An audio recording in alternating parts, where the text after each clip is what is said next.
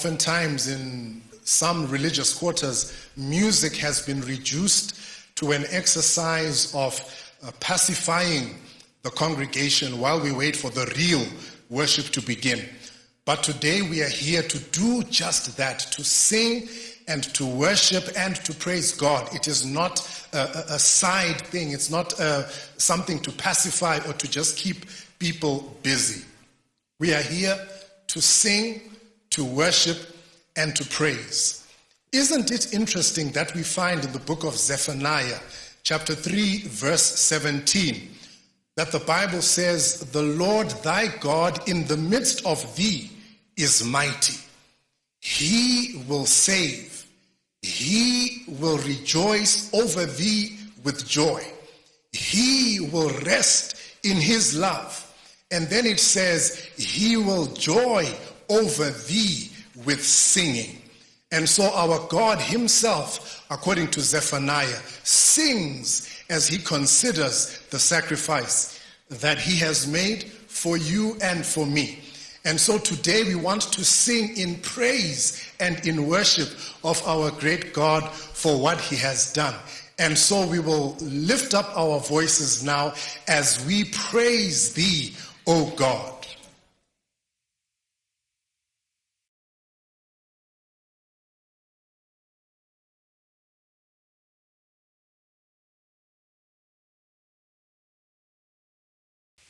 We praise thee, O God, for the Son of thy love, for Jesus who died and is now born above.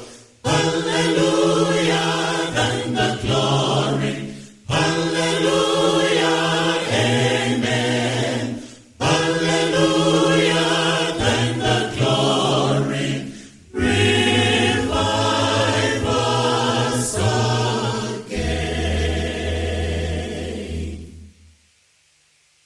We praise thee, O God, for the Spirit of light, who has shown us a Savior and scattered our night. Hallelujah, then the glory. Hallelujah, amen.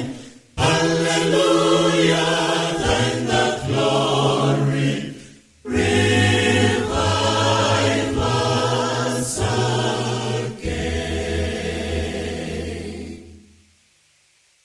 Revive us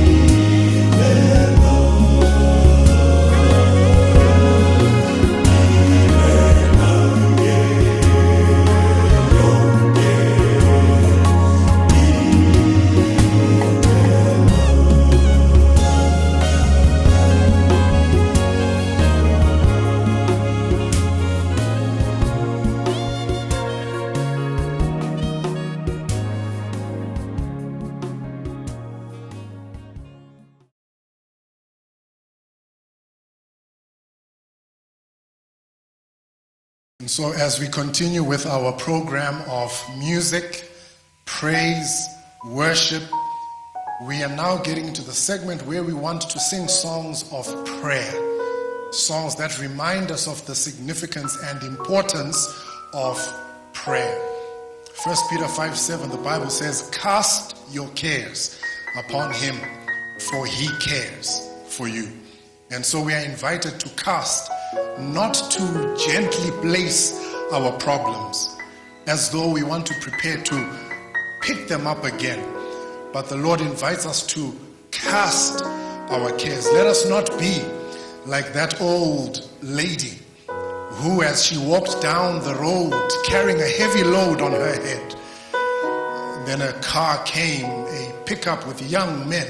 And the young men invited her. They said, why don't you jump in and we assist you and give you a ride closer to where you are going? And she was so thankful. She took her load and put it into the car. And when she got into the car, the young men were surprised to notice, as they looked in the rear view mirror, they saw that the old lady was still carrying her load on her head and with sweat dripping down her face. And they inquired, but we have offered you this assistance. Why must you still suffer? And her response was, bantu bami, you have been so kind to take my weight. I didn't want you to have to carry the weight of my luggage. But God invites us not to come and lay down our cares in order to pick them up again, but to cast them so that we don't have to deal with them anymore. He is a great deliverer. And so the song that we want to sing says, come, great deliverer, come. Woza Mkhululi, omkhulu, woza.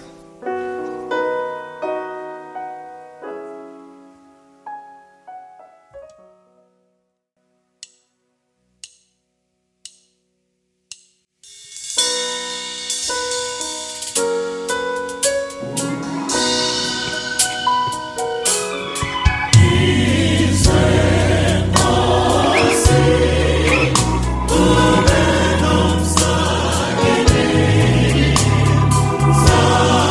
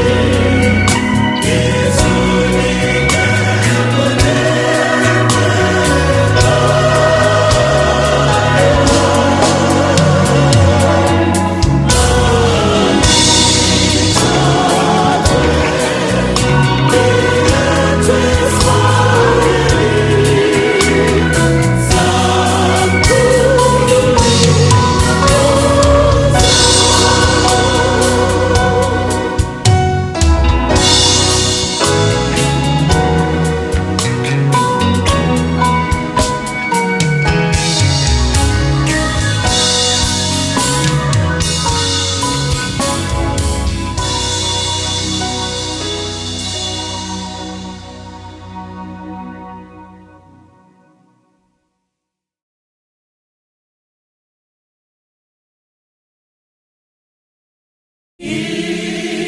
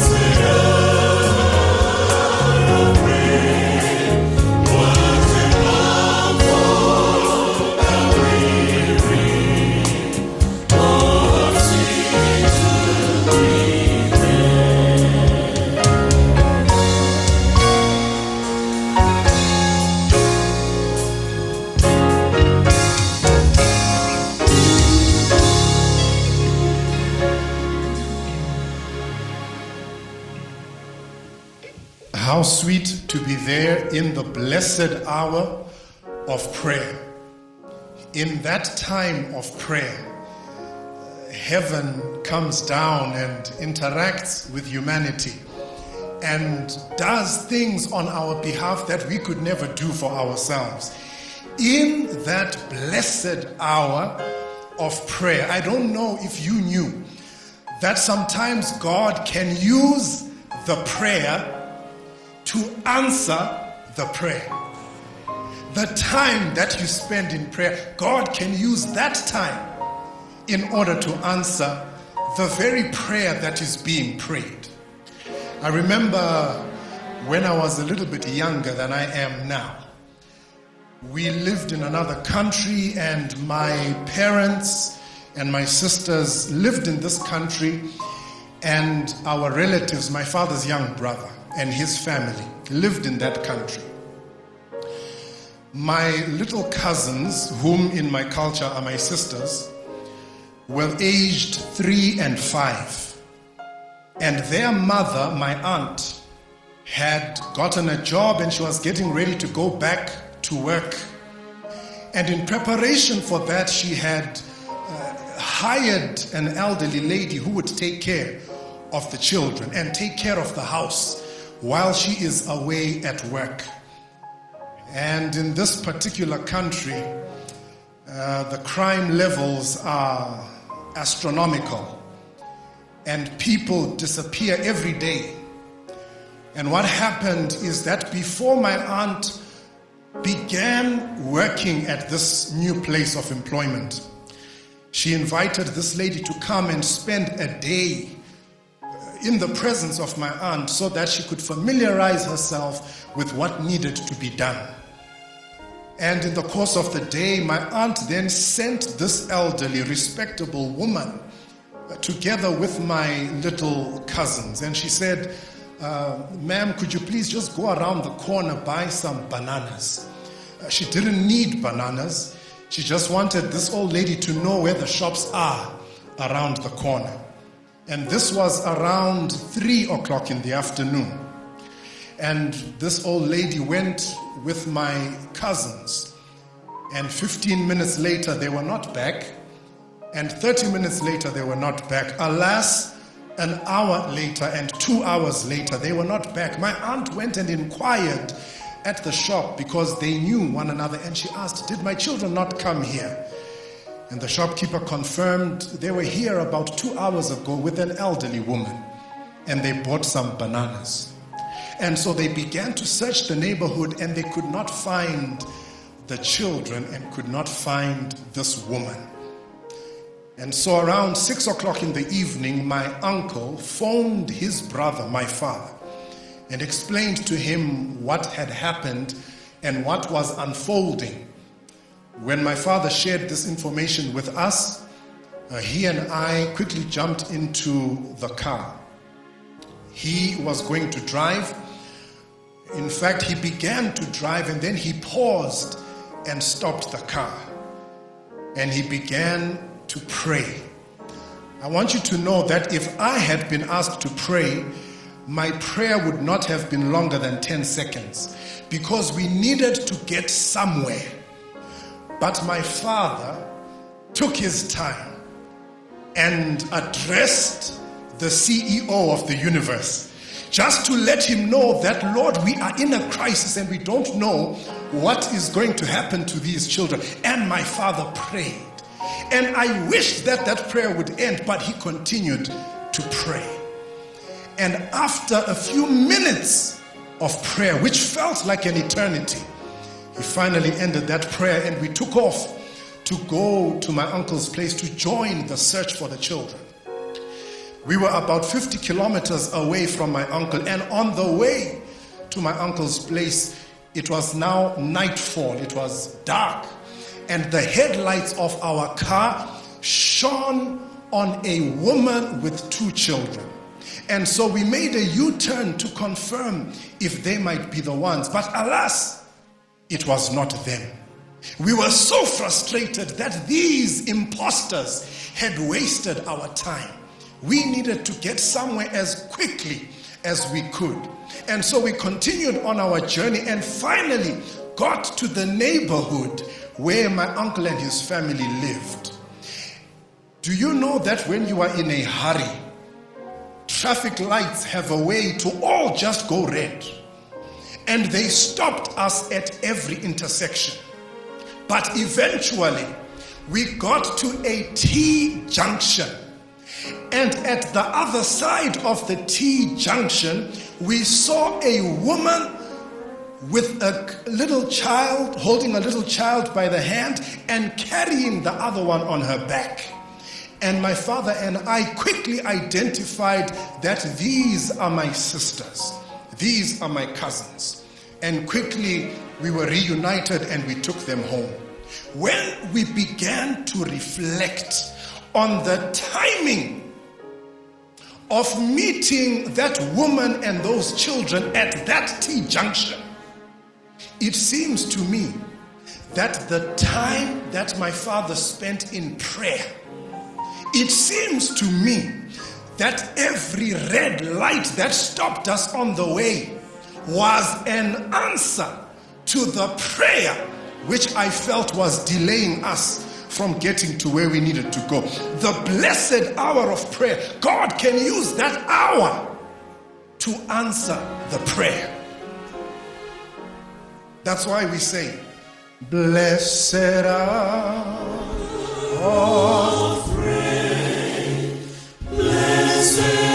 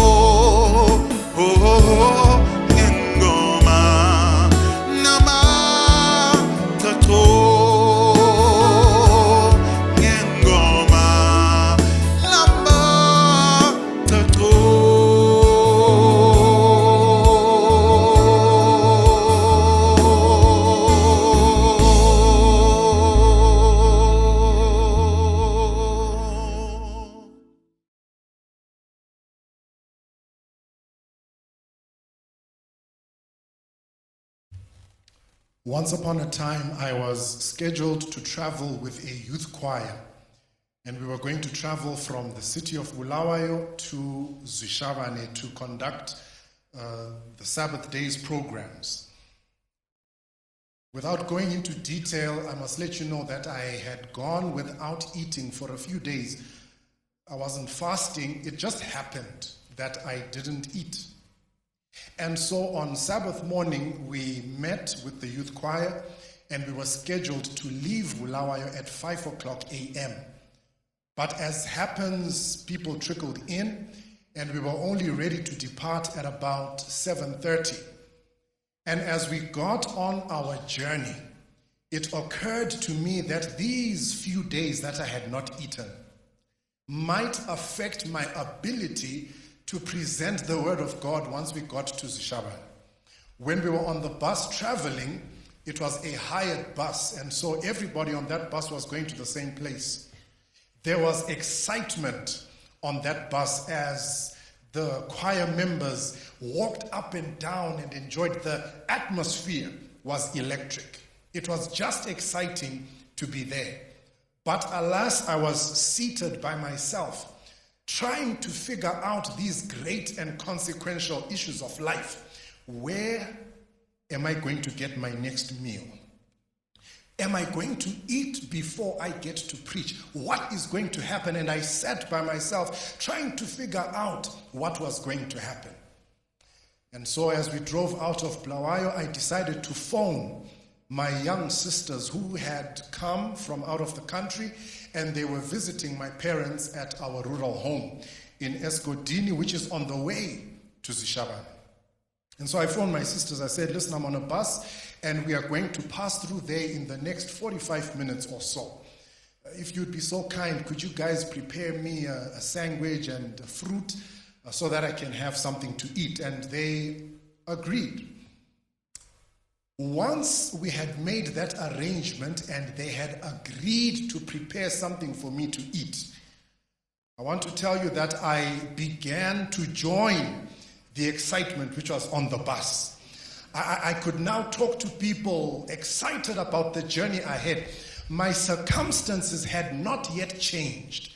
I was still hungry and I still had not eaten for a couple of days. But now my hunger was accompanied with hope.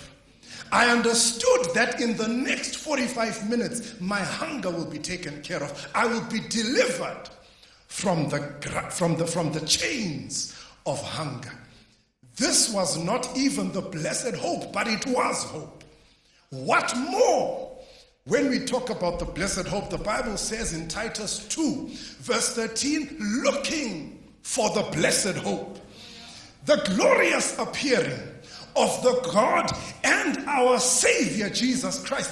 That one is a blessed hope. It is not just a hope. We dare not live without hope. The Bible says in Ecclesiastes chapter 9 verse 4, to him that is joined to all the living, there is hope. And as long as we have hope, it is worth living.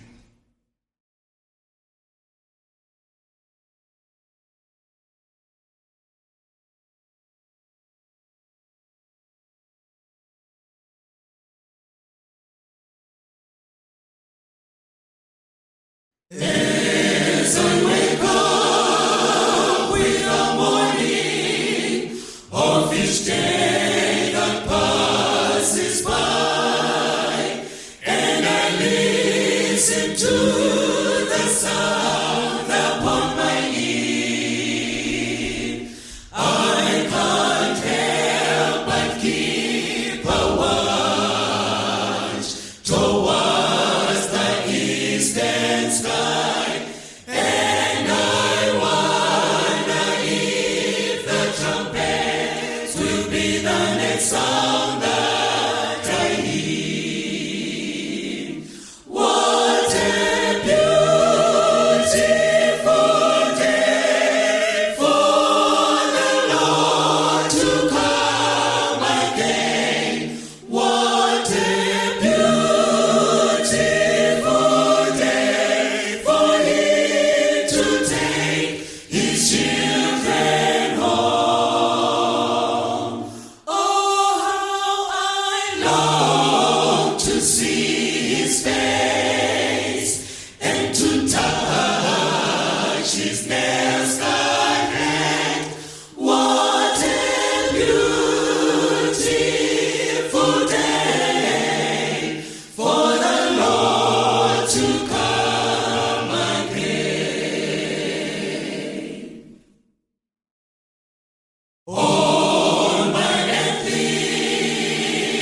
disappointments and my trials here below fade away when I remember His honest words.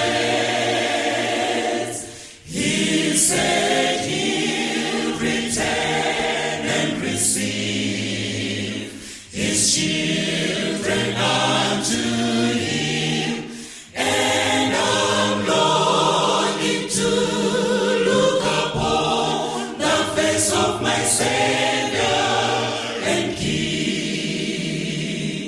What a beautiful day for the Lord to come again.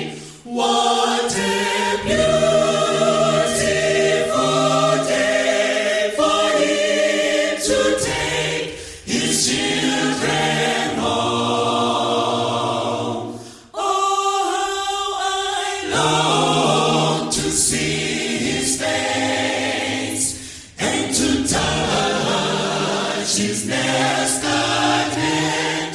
What a beautiful day for the Lord to come again. What a beautiful day for the Lord to come again.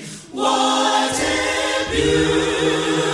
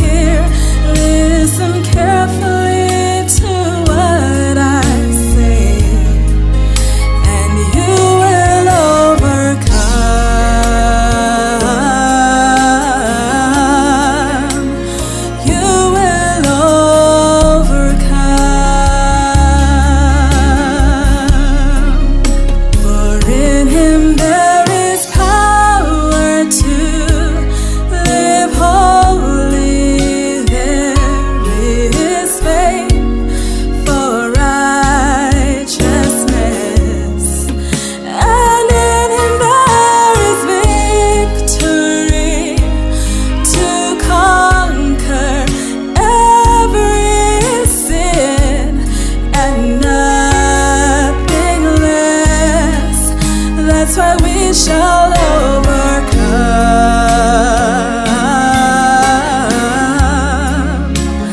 We will overcome. My brother, you shall overcome.